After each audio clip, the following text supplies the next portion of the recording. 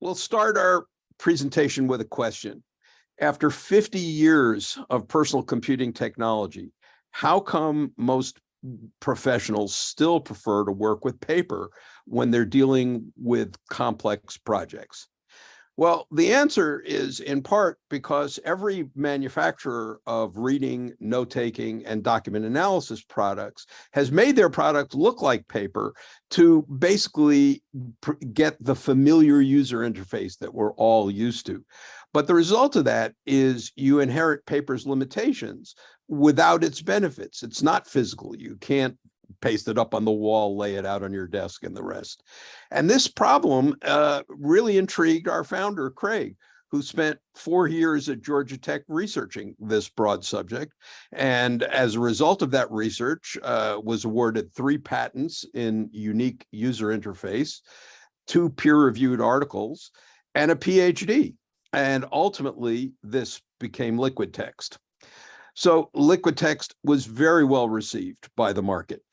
We believe it's the only productivity app to win Editor's Choice from both Apple and Microsoft. Apple, in fact, was so impressed that when we launched in 2015, they named us the most innovative iPad app of the year. Very exciting. And the company has been reviewed and written up just about everywhere, very broadly in general business, technical business, legal business, legal tech, and to an universally positive reception.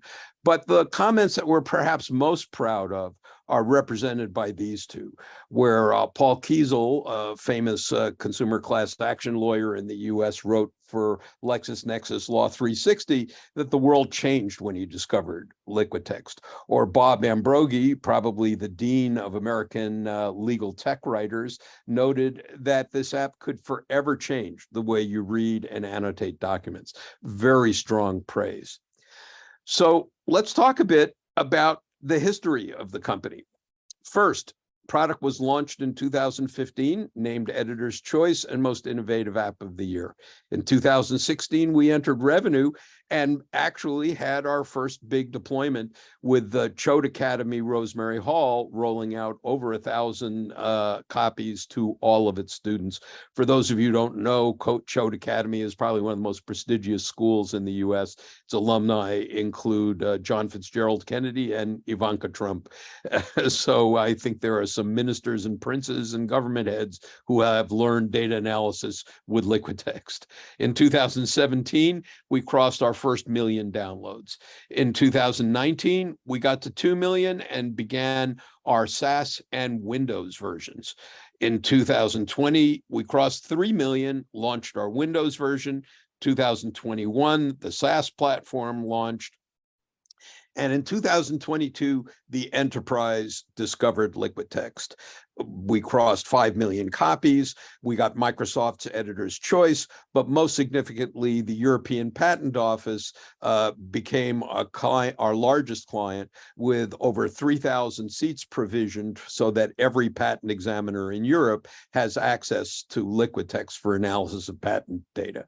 Very, very exciting. And in 2023, it became very clear we had a tremendous fit in big law based on the number of large law firms reaching out to us to say, we already have dozens of lawyers who seem to have discovered LiquidText. We want to harness this and deploy this more broadly through the firm. We also were awarded our ISO 27001 certification, representing our commitment to best practices in security and privacy. And Gartner Digital has named us to the important Magic Quadrant in and emerging favorites in 2 categories. Number 1 being idea and knowledge management, and number 2 being PDF software. Very, very exciting. So what is it about LiquidText that makes it so popular? Well, at the heart of it, we are a single unified tool that covers and streamlines all of the processes of research, from gathering and organizing your documents, to reading, annotating, to creating your ideas and iterating and sharing with colleagues to get a finished product. One tool, streamlined process, is LiquidText. We'll go a little deeper. The major components of this experience are a unified desktop, which has all documents in the library, all documents that you read, and all your notes instantly available in one place. The second major element of LiquidText is visually connecting your source materials with other source materials, your notes, and your observations. And really, it's this capability which essentially replicates in our product the way the human brain works when it's collating, assembling data. This capability of reflecting and documenting the way we think about information when we analyze documents allows LiquidText to become your second brain. And we'll talk much more extensively about this during the demo.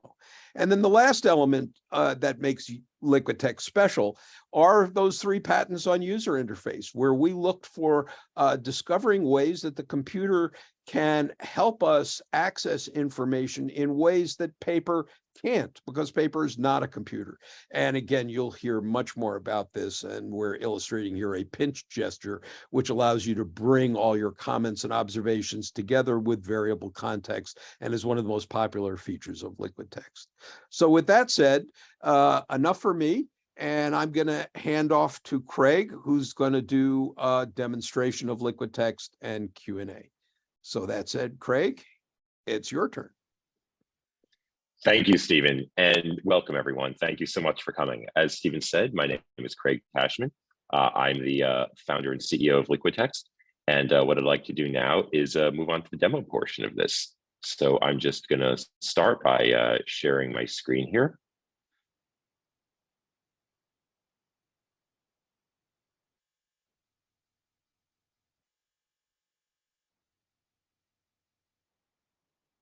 And we'll just head over to the LiquidText app and we'll begin the demo.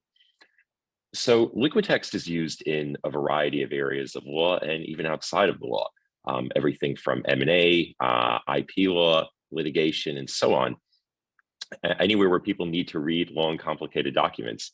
But for the purposes of this demo, I'm going to use a litigation-based scenario. So let's take a scenario like this.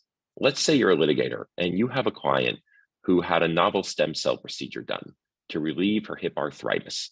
Unfortunately, the procedure didn't work and she just ended up getting some inflammation. Again, so you have a client, novel procedure to relieve her hip arthritis, procedure didn't work, she just ended up with inflammation. So your client blames the surgeon, says he didn't do a very good job. But the surgeon says, no, the fault was actually with the client. She just was not a good candidate for the procedure, and he warned her of that. So we're going to try to figure out what's going on. So this is the LiquidText home screen. Here we have each of your projects. We're going to start by going to the McCaffrey stem cell case project. See, we open that up, and here we are. Now, this is the LiquidText editor screen. Over on the left, we have our documents list. These are all the documents that we need for this project. You see, in this case, I've already imported all of these documents into the project, but in a real project, I could continue importing these, modifying them, reorganizing them, even replacing them with newer versions as the project went along. Also, in this project, it's fake, so we only have like 6 or 8 documents. In a real one, you might have thousands. Over here, we have the reading area where you can have the document or documents that you're reading right now. And finally, over on the right, we have the workspace. This is where you gather information from the different documents, assemble your notes, and sort of start putting together your argument. Okay, so our first question with all this is, was our client actually a good candidate? Since that seems to be the sort of first issue. To find out, we'll go and we'll add a little text box here. And we'll say, was she a good candidate for the procedure? And we'll just tag this red and make this a little bigger. Okay. So now to find out whether she was a good candidate, let's go to our documents list here. I'm going to start by going to the regulatory bodies folder and going to this research report from a medical agency.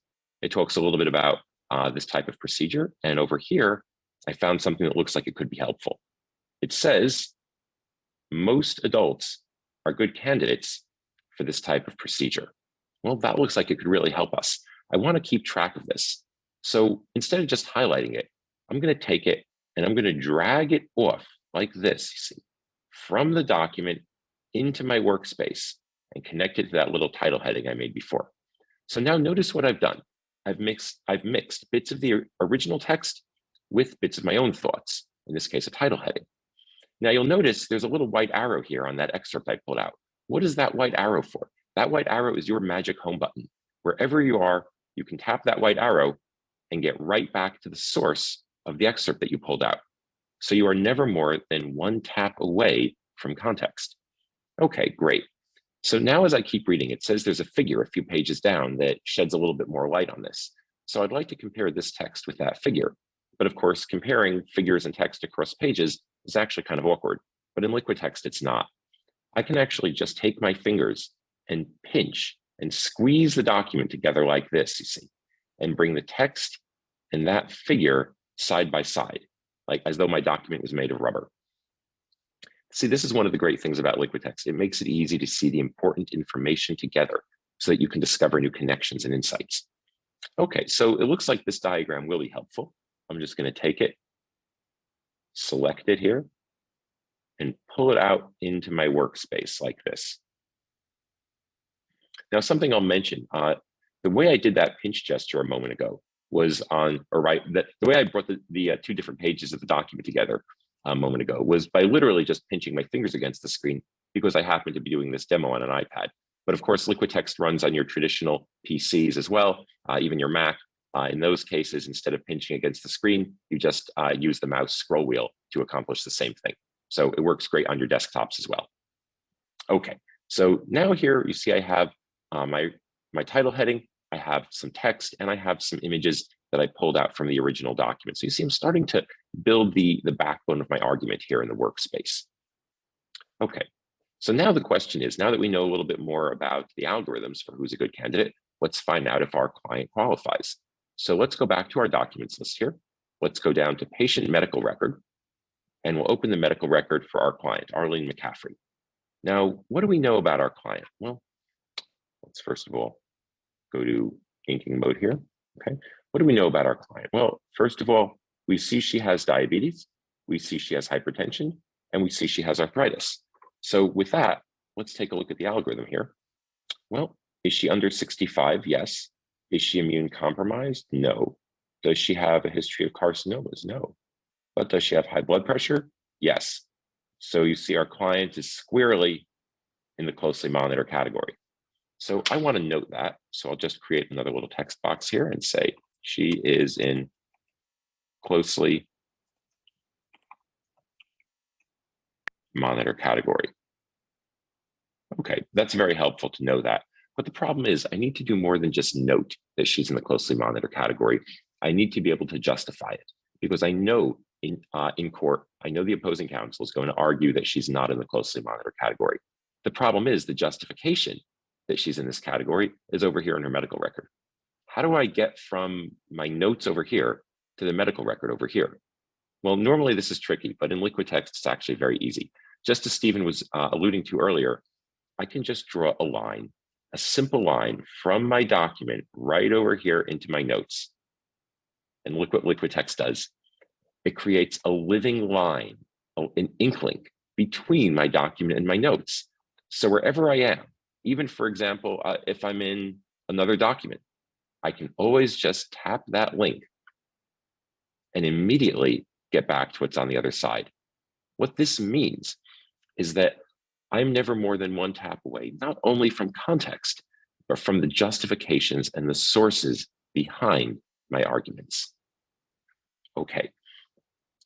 So this is great. So now let's say we have a pretty good understanding of what kind of candidate our client was, and she's in the closely monitored category. That's not too bad.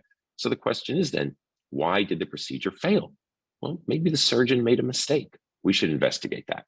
To investigate, we'll go over here, create another text box and say how the surgeon performed the procedure. Okay, and maybe we'll make that a little wider and we'll make that green. So to find out how the surgeon performed the procedure, well, first we'll go back to our documents list here.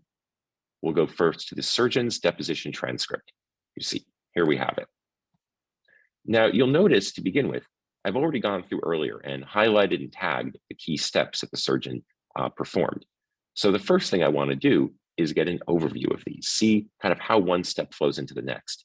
Normally getting an overview is challenging, but with LiquidText, I can just tap Highlight View and do that same pinch gesture, but now you see what it does. It brings all of the highlighted and tagged text together as I squeeze.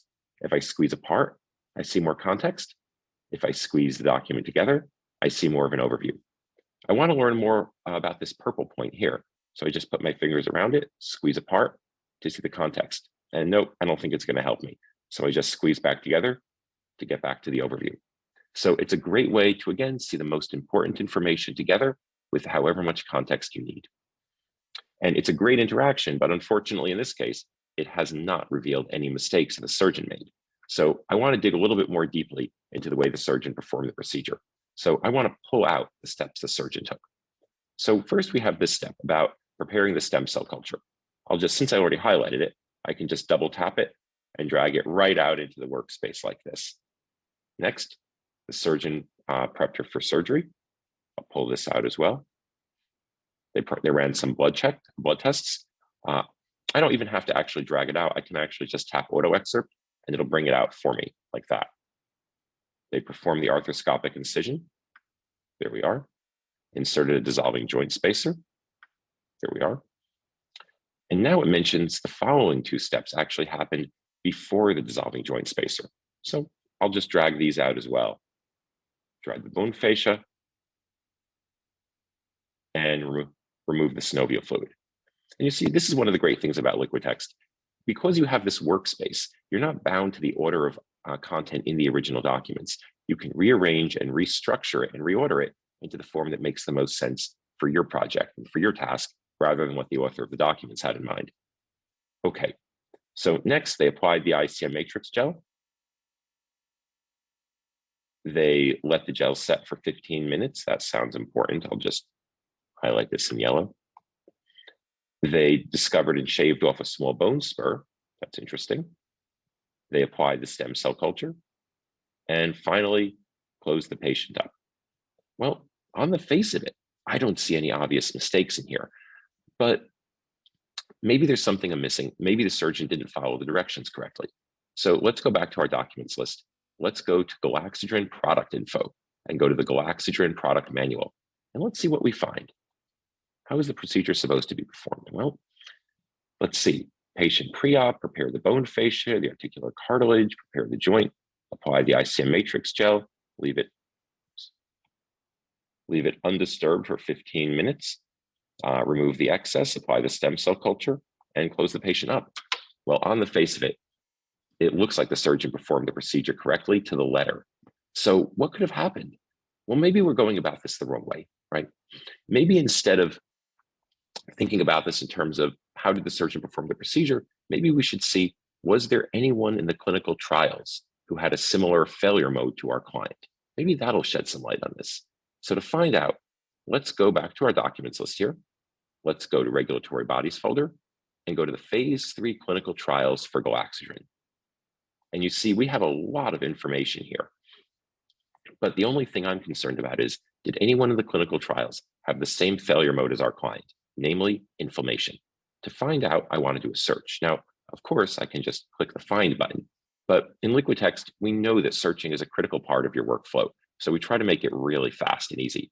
I don't even have to click any button. I can just start typing, INFLAMMATION, and there you are. As soon as I start typing, LiquidText brings up a context-sensitive dialog box with different options for what I typed. In this case, different searches. So I'll just press return to search the document.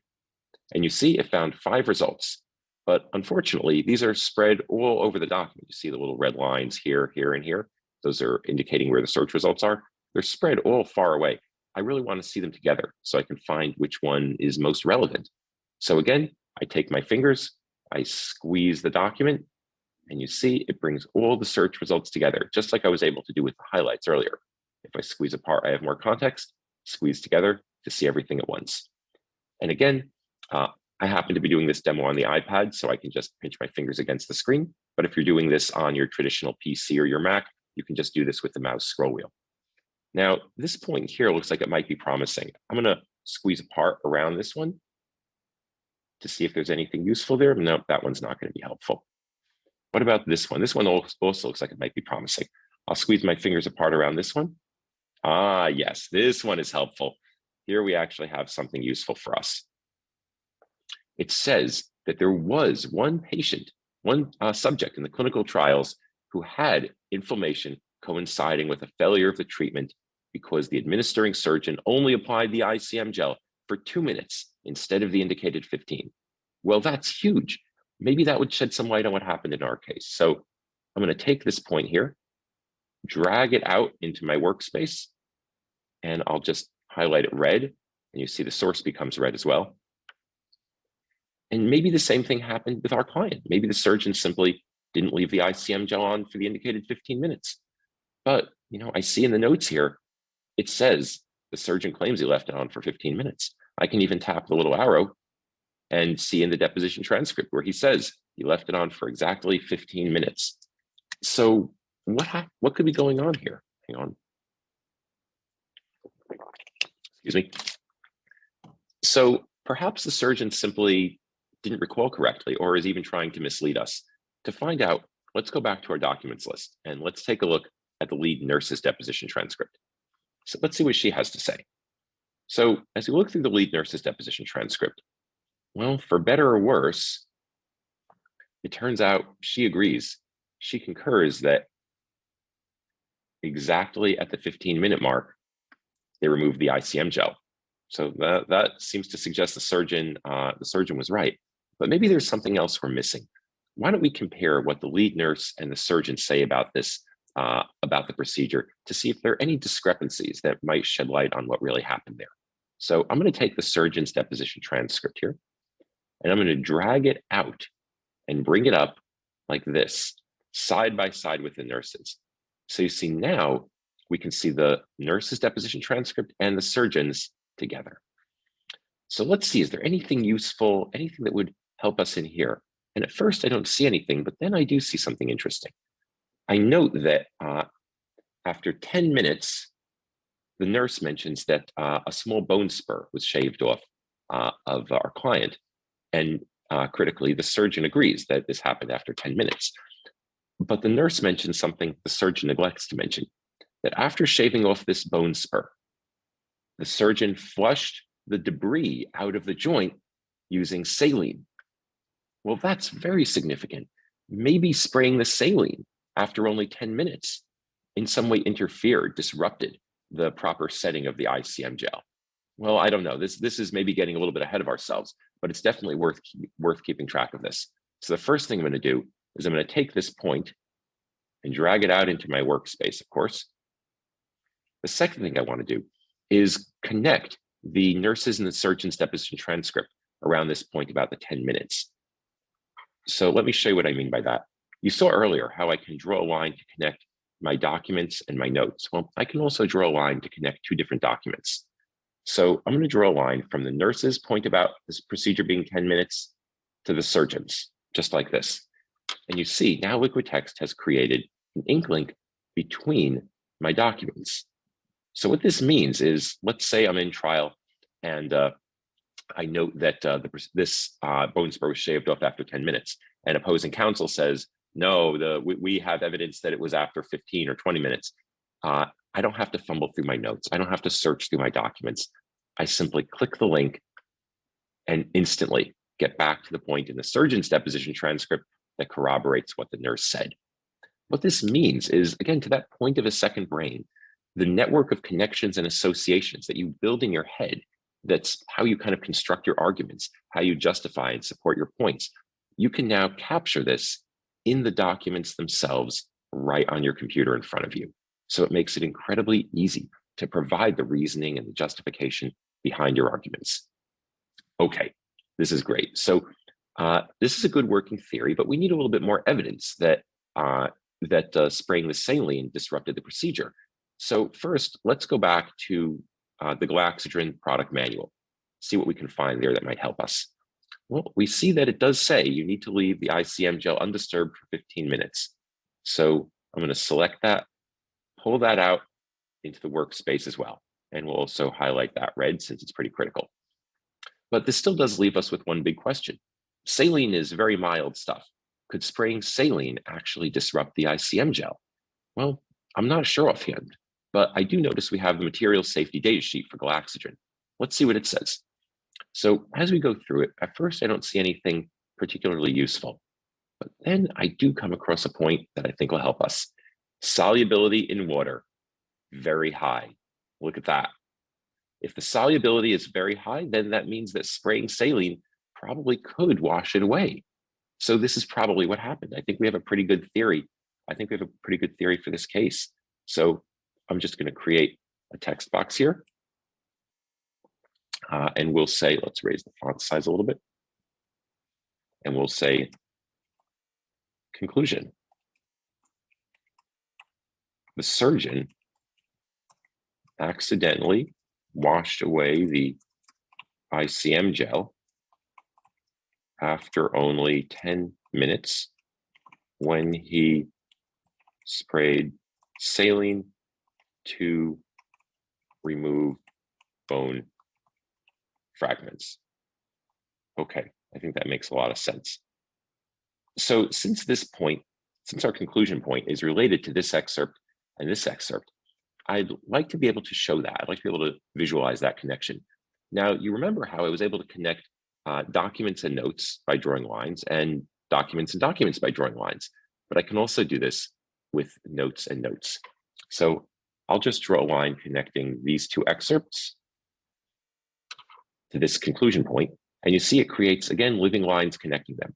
Now, this is a very small project, but in a real one, these could be separated by quite some distance, and you can simply tap one end of the line to get to whatever is on the other end of the line. Effectively, you can start to shape your workspace into a mind map. Well, that's terrific, but the court does not want to see my mind map. The court wants to see a nice finished linear document. So how can I get from all these great notes and ideas to a nice linear finished document? Well, in LiquidText, we give you a few tools for doing that. I can just go tap the send button, and in this case, we can select notes outline. And you see what the app does. It takes all of my notes, all of my highlights, and shapes them, forms them into a nice linear document that I can send to Microsoft Word with one click. Now, let's say this point about removing the debris with saline is a really critical point, as it is. So even in the document that I export to Word, I want to be able to get back to the original source for this. How can I do that? Well, let me show you. I'm just going to go back, select this point again, and now I'm going to select copy link. And now it copies a link to the clipboard.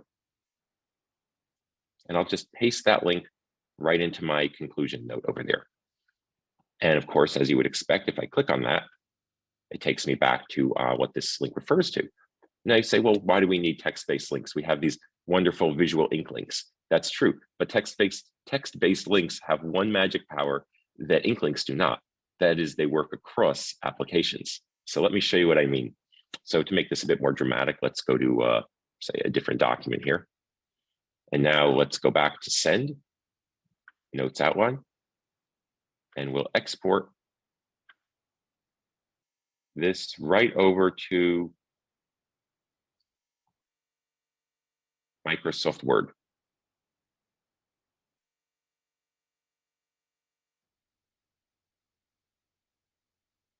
There we are. And so now you see we have in Microsoft Word all of our notes and everything from our workspace. And over here, we have this point on the bottom, that link that we created a moment ago. If I click this link, it takes me back to LiquidText, right to the same project, to the same document, and even the same point in the document, and highlights what that link refers to. This means you can have great cross-product, cross-application workflows using LiquidText. Okay, that's terrific. Now, you noticed, or you'll note that I mentioned at a few points that I happen to be doing the demo on my iPad, but if I was doing this demo on my PC, it would work pretty much the same. There would just be, I'd use the scroll wheel and the mouse instead of doing pinch gestures on the screen. Well, since LiquidText works in multiple devices, you might ask, how do they work together? Well, for that, let me show you. Now this, unfortunately, I can't do a live demo. I have to show a little video, but it works pretty well also. So here's a user using LiquidText on their PC and her iPad at the same time. LiquidText has real-time synchronization. So you notice the actions that she takes on her iPad are reflected on LiquidText on her PC virtually instantly, just like that. What this means is you can use each device for whatever it's best for, and you can actually use them together. So for example, organizing large amounts of content. You see, that tends to be a lot easier to do on a big screen rather than a small screen. And you see, as our user does it, it's reflected on the iPad. Likewise, doing freehand inking is a lot easier to do on a tablet than on a big screen. And you see, as our user does freehand inking on her iPad, it appears almost instantly on her Windows desktop as well. So for example, let's say she does something that's really convenient to do on the desktop. In this case, document comparison with the big screen. She sees two documents are related, and then she creates an ink link from a document into her notes, just like we did earlier. And then now you see that ink link appears on her iPad, and she can tap it to follow it even on the other device. What this means is you can use your devices together and just pick whichever one makes the most sense for each step in your workflow. Okay, actually, we'll just go back here. And with that, let me pause here and take any questions. So we are now open for Q&A. If anyone has any questions, please submit them, and we'll be happy to answer.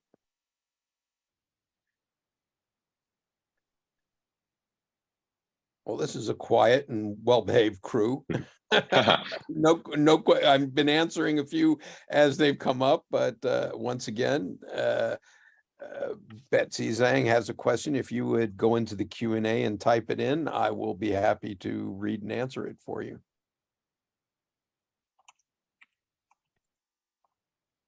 Well, Richard would like to know more about the AI features.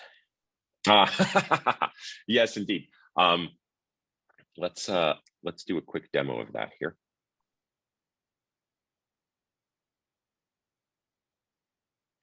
Okay, so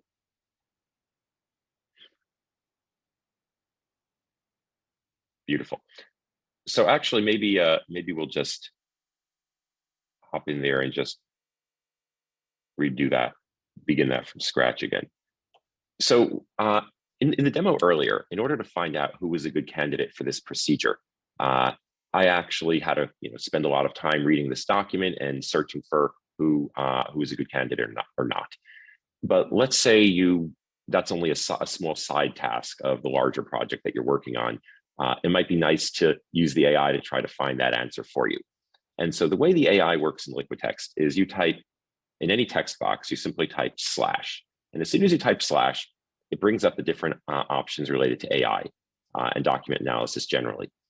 So we have two options. First, /AI to ask a question about your documents, or // to automatically link. In this case, we're concerned about the first one, asking a question about your documents. So I'll type /AI and then write, who is a good candidate for the stem cell regeneration procedure? Now you'll notice in the little pop-up, it lets me select which documents it's going to search when it answers this question. So if I want, I can actually select all, and it'll search through all of my documents looking for information to answer the question. But in this case, we're just going to go select visible. It'll be a little bit faster, and we'll just search this document for the answer. So as soon as I press return, it analyzes my document, connects to ChatGPT, finds the parts of the document that are most relevant, sends them off, and within a few seconds, as you see, derives an answer. Now, the beautiful thing about the way we do this is we work with ChatGPT, so it doesn't just derive an answer from random stuff it's found on the web.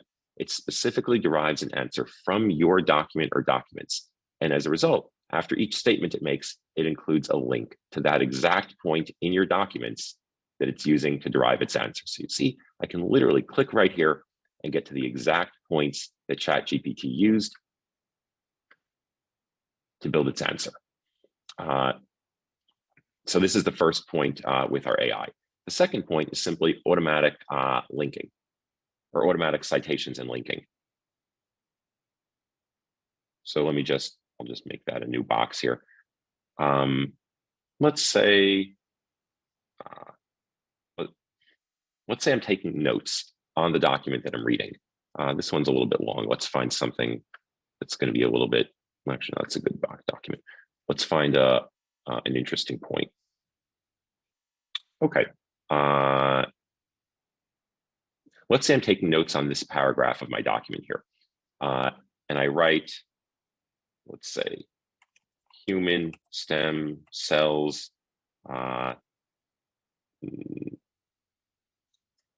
can be used to gain access to various adult cell types.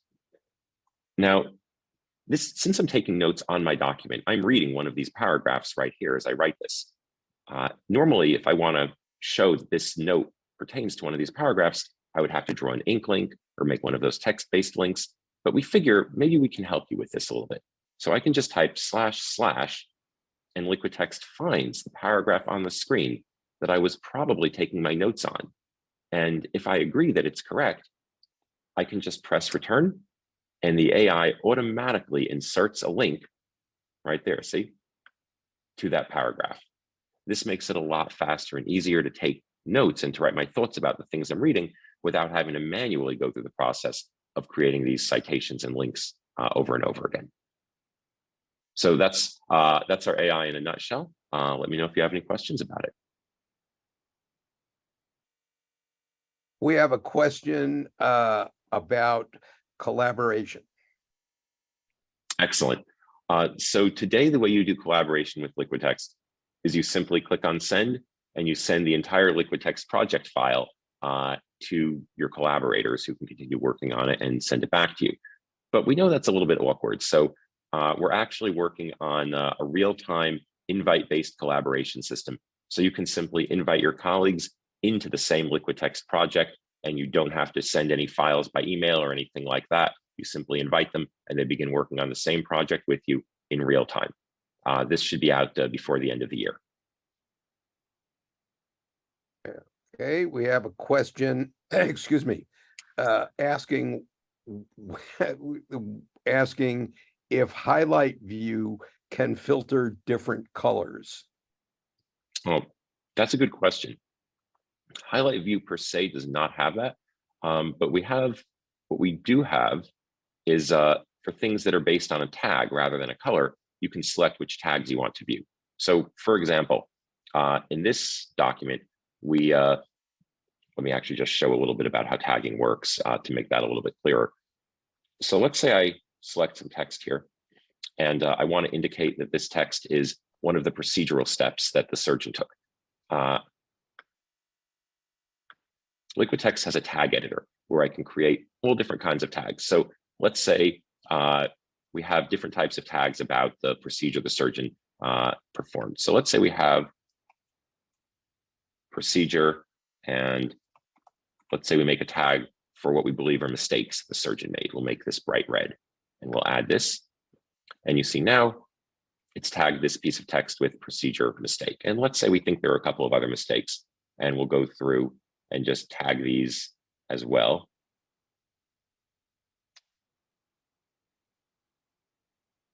And you see all these points that I tagged in green earlier. These are all procedure steps. So this is just a step that the surgeon performed. So let's suppose I'd like to see all the procedure mistakes together. I can just go to search here, do a tag search, and select procedure mistake. Search for tags. And you see now when I pinch, it brings together all of the places that I tagged with procedure mistake. On the other hand, let's say I want to see all the procedure steps that the surgeon performed. Again, go to tag search, select procedure step, search for tags, and same thing. When I squeeze, it brings together all of the things that I tagged with procedure step and how the surgeon performed the procedure. So again, although we don't have selection for the color for highlight view that you want to see, As long as you just use tags instead of straight highlights, you can do effectively the same thing just using our search. We have a question that asks you to tell more about our OCR support. Terrific. We have OCR support built into LiquidText.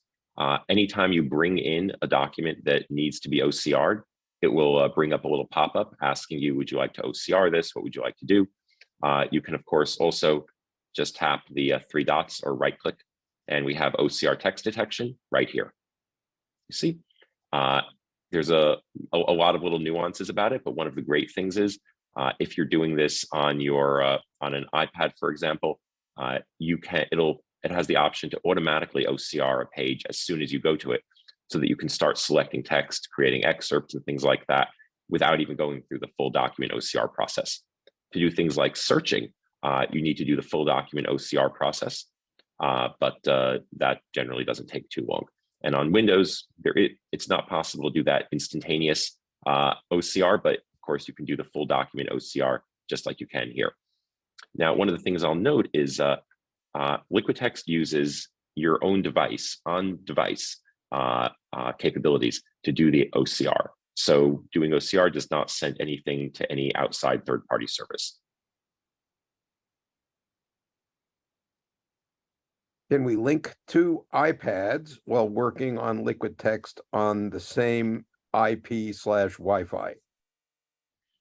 I'm not sure what you mean by link exactly, but you absolutely can have two devices with the same project at the same time. As long as you're using our LiquidText syncing service, just like you saw in the little video I showed before. In that video, a user had LiquidText on a PC and on an iPad. You can, by the same token, have LiquidText open on two of your iPads, open to the same project, and they'll still be in real-time sync. And just one more point I want to throw in. Our LiquidText synchronization service is actually really flexible and designed for a lot of different security options. For example, some of our customers don't really like the idea of content being sent up to the cloud. And so our synchronization server can actually be installed on-premise, as well as with a variety of different security options. So just something I wanted to add in. But go on. Let me know if there are other questions. Okay. We have a question that asks if handwriting in the workspace transfers when you export notes. That's a good question. So it does not transfer if you export as a Word document, but it does transfer if you export as a PDF. So I can actually show you that. I'll apologize for my terrible handwriting here, but we'll just go to send. We'll go to PDF file, and let's say we'll just export sort of simplified version of this. Let's say we'll set up the settings, and we'll export this PDF, let's say to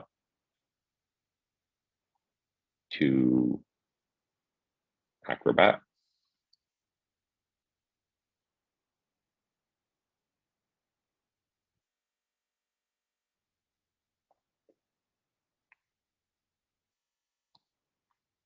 And you see, there's the ABC that I wrote.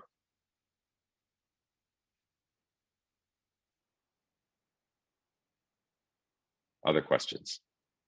How can I link my iPad with my desktop or my iPhone? Well, I'm sorry to say we don't have an iPhone version just yet, but we're very interested in the features and functionality that you all need. So if an iPhone version would be important to you, please contact us and let us know. And not just iPhone version, anything that you would love to see us add, we really want to hear about it. So please let us know. As for how to link them, very simple. Just get a LiquidText, subscribe to our LiquidText Live or Live Unlimited service. And when you log in with the same LiquidText account on both devices, everything will be connected. Richard asks, will there be support for multi-language OCR in the same document? Multiple languages in the same document? I don't believe that's supported right now. I believe it does have to be document by document. But again, if that's something that would be important for your workflow, please let us know, and we can see if it's possible.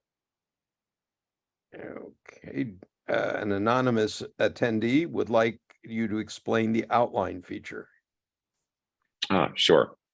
So unfortunately, in these documents, the outline feature doesn't have much to add. The way the outline works is the outline simply lists the table of contents of the document of the original PDF that you imported. Now, I'll give you a sneak preview. Something that we're adding right now and will probably be out in the next couple of weeks is being able to add your own bookmarks. So you'll be able to, say, select some text, go to add bookmark, and then it'll add a bookmark item into the outline. So the outline will be a mix of being able to show you the original table of contents of the original PDF, as well as the bookmarks that you add to it. But this, again, it will be out, is set for launch in a few weeks. Okay, we have a question of how do we change the zoom factor when double clicking in the workspace? Sure. So the workspace, when you double click the workspace, it tries to zoom out to show you everything to the extent that it's able. And you'll notice when it does that, it brings up these little labels to give you some landmarks about what the different excerpts and text boxes are at each of these locations, because they're usually too small to read at that point. And then double tapping again zooms you back in. So double tapping is really meant to be a sort of zoom to see everything, or a zoom back to 100%. If you want to control it more specifically, on an iPad, you simply pinch zoom, just like this. And on let's say a PC, you simply use your mouse scroll wheel, though depending on your settings, you might need to hold down Shift or Control. You can set more settings for how that will work for you here in the options menu. I don't have that one on the iPad, but on your PC, you'll have some options around workspace zooming.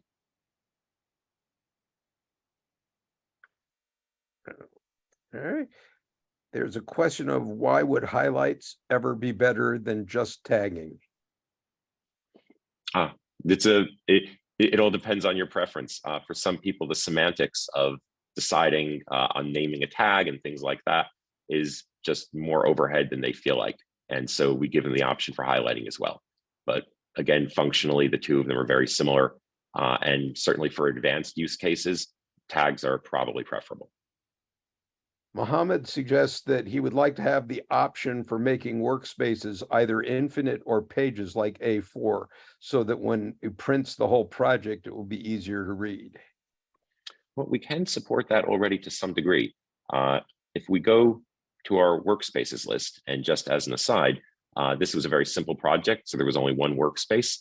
In more complex projects, you'll probably want, multiple, even dozens of workspaces. So just to illustrate our example, I just created a new workspace here. And you see, I can go and customize the style. So for example, maybe I'll set it to college ruled style. And let's see, maybe I'll make the background yellow.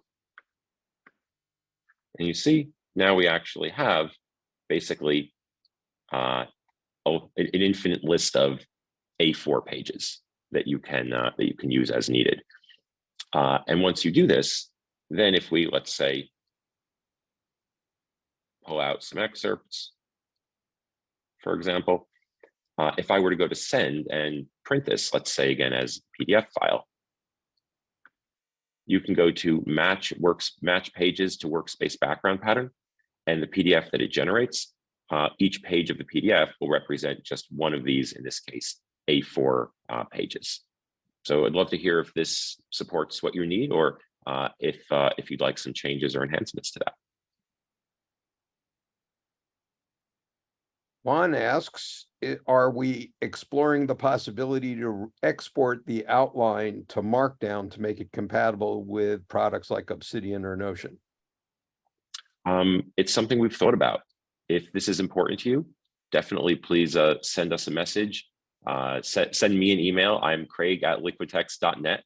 So by all means, send me or Stephen, or just contact our customer support and let us know. It's something we've thought about. We've had some customers ask for it. It hasn't really gotten to the threshold of making sense to add in yet. But again, we're very open to it. Okay, this is a complicated one, but one that is actually happening more frequently. Nirav mentions, thank you. However, in my experience, I've seen LiquidText being used in conjunction with oral submissions with page numbers as a reference tool on iPads. If a judge also uses LiquidText and opposing counsel is using LiquidText, then is there a way we can all collaborate, perhaps in a restricted way, as some thoughts may not be expressed in open court? But this concept of the Yes. defense, prosecution, and judge using LiquidText all at the same time is happening more frequently all the time. Craig, your Yes. comments? Absolutely, yes. So what I would say is today we don't really do what you're asking for of having these sort of uh, private areas that are private to each person while having a shared document. But that is actually what what the spec is for the collaboration features that I was talking about earlier. As I mentioned earlier, we want to have invite-based collaboration later this year. And one of the key things that we want to do with that is we want to have each workspace is going to be able to have its own permissions. So for example, you see I have two workspaces here, this one and this one. So what you would be able to do is say, this workspace is private only for me, whereas this workspace is shared between myself and opposing counsel and the court. And so this way and then likewise, the judge can create his or her own private workspaces within this project, and opposing counsel can as well. This way you can all work in a project with the same shared documents and with some shared workspaces while also having your private spaces. So yes, this is exactly what we're planning to do. And if you have any feedback on that or other specifics about how you would want to use this feature, we would love to hear it. And I would specifically very much encourage you to please reach out to us, and we'd love to talk to you. Well, an anonymous attendee notes that the Supreme Court in India uses LiquidText for most cases. And in fact, we've seen live streaming tweets of pleadings in front of the Supreme Court in India, where we've noted one of the judges giving the Solicitor General advice on tech support on how to format something under LiquidText. So this concept of multi-party usage of LiquidText in a single courtroom is a real one. So at any rate, Yeah, but that was kind of cute. Yes. Is it possible to duplicate annotations in a different workspace? Yes, it is. For example, if we just, let's say, select these two over here, we do copy, and then we go over to the second workspace, and then we do paste. It just duplicates these directly. And their links even still work in the duplicates. Okay, there's a feature request suggesting it would be nice if when exporting tags would be tags would be exportable and highlights would be labeled instead of just the color. That's a great feature request. Yeah, what I would ask is if you could please write to us and just explain a little bit more about your use case and how you would use that feature. That's the best thing for us. And that helps us think about whether we can add it, what the specs would need to be, and so on. So again, my email is just craig@liquidtext.net, and you can also contact our customer support. Peter asks, what are the benefits of tagging compared to just color highlighting as far as export to Word goes? Can I work with colors of highlights after exporting, i.e. automate based on color? In Word, I can't tell you if there's any. I don't believe there's any substantial difference once you've done the export to Word for highlighting versus tagging.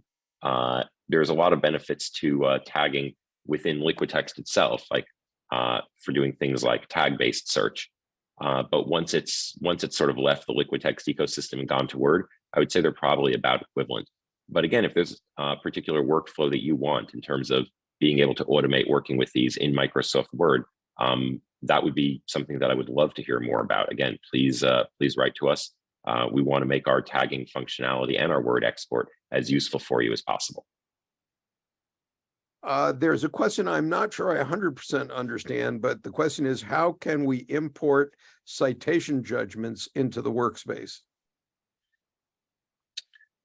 I don't, unfortunately, I would need a little bit more context to know the right way to answer that, but I would say in general, you can import things into LiquidText by simply clicking Add Document, and then you have a variety of different sources that you can import the documents from, or you can just drag and drop the file directly into LiquidText.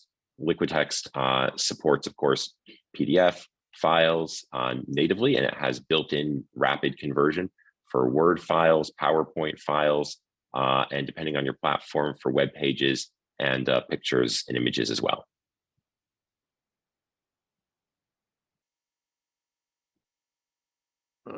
Okay.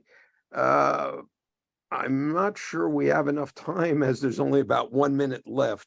We have a request. Can you show an example of making a dummy project? I presume this means from scratch, including importing the original documents. Well, it's that one's pretty straightforward. Maybe we can do a really quick example. If just creating a new project, we just start by going to Open File,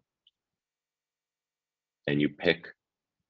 We'll recreate our little expert witness project, the one that we just used with the stem cells. So let's say we pick, let's say, one of the PDFs that we want. Select Open. You see LiquidText imports it, creates the project around it. And you see so far that's the only document. Now, if I go to Add Document, I can go to Document File. Let's say we go back to Expert Witness. I can select all the different documents I want. Maybe we pick up this one and pick up this one, and click on Open.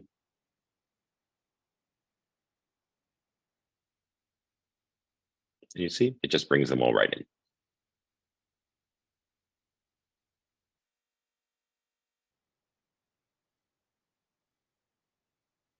Any others?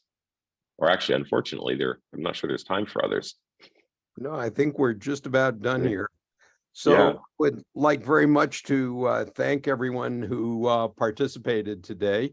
I would encourage you, we posted the address in our excuse me, in the Q&A, our YouTube channel. You'll find copies of this, excuse me, of this specific recording. The presentation that Craig made is also available in a number of different medium and longer form versions, as well as demonstration videos in other segments of law and other research contexts. We thank you very much for making your time available to spend with us this morning. We thank ILTA for being the venue for this. And we look forward to seeing you on LiquidText soon. Reach out to us directly if you have any further questions. And once again, thank you very much on the part of LiquidText, myself, Craig, and we certainly hope to be seeing you as users in the near future. Thank you very much. Thank you so much, everyone. Okay, bye. Bye.